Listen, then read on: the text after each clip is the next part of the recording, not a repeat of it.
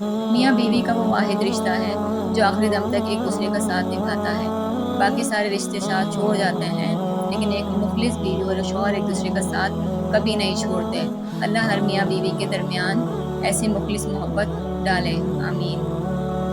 اگر آپ کی بیوی آپ سے توجہ چاہتی ہے تو چڑھے نہیں، بلکہ خوش ہوں، قدر کریں کہ حلال کی خواہش کرنے والی عورت کا ساتھ ملا ہے۔ جس طرح استری کرنے سے کپڑوں میں جان آ جاتی ہے، بالکل اسی طرح سب کے سامنے عزت دینے سے بیوی میں بھی جان آ جاتی ہے۔ اللہ نے عورت مرد کے سکون کے لیے دی ہے، مرد کو چاہیے اس کی ناقدری کر کے اپنا سکون برباد نہ کرے۔ بیوی کی خوشی اور خواہشوں کا خیال رکھنا شوہر کی ذمہ داری ہے، کیونکہ وہ آپ کے علاوہ کسی کو نہیں کہہ سکتی۔ شوہر کا پیار، وقت اور توجہ ہی بیوی کے لیے سب سے بہترین تحفہ ہے۔ جب شوہر اپنی روٹھی بیوی کو پیار سے مناتا ہے تو اللہ پاک کو اس کی ادا بہت پسند آتی ہے۔ اگر آپ کی بیوی ناراض ہو کر میکے چلی گئی ہے اور پیچھے سے آپ کے وہی رشتہ دار مرد یا عورتیں جو آپ کو پوچھتے نہیں تھے آپ کا پورا خیال رکھ رہے ہیں، تو محتاط رہیے، یہ آپ کا گھر خراب کرنے کے لیے جال ہے۔ جب آپ اپنے بیوی بچوں سے زیادہ دوسروں کو ترجیح دیتے ہیں تو سمجھ لیجئے کہ آپ غلط راستے پر چل رہے ہیں۔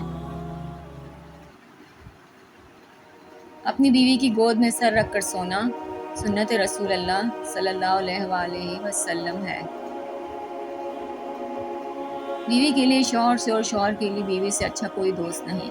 واحد ایسا دوست جو بہترین مشورہ دے گا، کیونکہ جو بھی ہو اچھے اور برے حالات کا سامنا دونوں کو مل کر کرنا پڑتا ہے، اور یہی دوستی ہے۔